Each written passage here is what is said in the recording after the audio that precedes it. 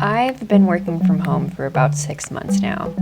I live alone, so my only social interaction has been apologizing to grocery clerks after I invariably stand in the wrong location while they ring me up. This is to say that I'm officially out of media I enjoy. Every TV show's been binged, every album I've ever loved has been played until I hate it. There are no movies left. I even beat Animal Crossing, I think.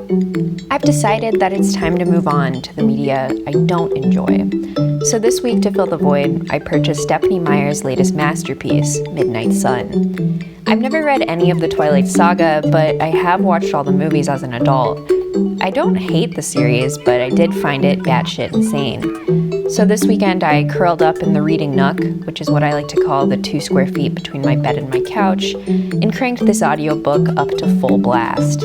Midnight Sun is a retelling of the first book of the Twilight series, but from Edward's perspective. The first movie was less than 2 hours long, but to my surprise, this audiobook rings in at 25 hours. If you don't know anything about the storyline, then you're pretty lame. All you really need to know is that Edward was turned into a vampire after almost dying of the Spanish flu, and now he and the rest of the Cullens have been going to high school over and over again for the past 100 years. Bella is a 17-year-old girl, and she and Edward fall in love. That was a quick recap, but this is where we get off, folks. The vampires in this story have godlike speed and strength and supernatural powers. Edward can read minds, and Alice can see into the future. Why then, I ask you, ladies and gentlemen of the jury, did Edward Cullen not stop Franz Ferdinand from being assassinated, thus preventing World War II?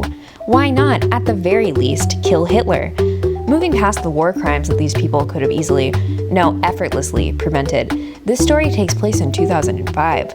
The housing market is about to crash. The Great Recession of 2008 is on the horizon, and Alice, for the first 10 hours of this book, is focused on the future of a 17-year-old high school girl.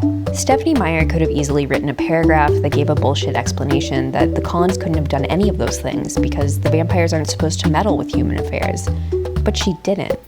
A rule I learned in a freshman English class is that the author does nothing on accident. What purpose could Stephanie Meyer have for this intentional plot gap?